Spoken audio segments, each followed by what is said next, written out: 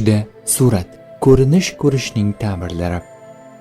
Ibn Sirinning aytishicha, tushida uning surati boshqa bir suratga o'zgarib qolganini ko'rsa, ko'rgani kabi bo'lishiga dalildir. Agar yana o'z suratiga qaytganini ko'rsa, Haq taolo yo'liga qaytishiga dalildir. Ibrohimning aytishicha, agar tushida o'z suratini yuztuban turgan holatda ko'rsa, barcha odam undan yuz o'girishiga dalildir. Ja'far Sodiqning aytishicha, tushdagi suratlar Haq taolo yo'liga qaytgan, biroq yolg'on gapiruvchi kishidir.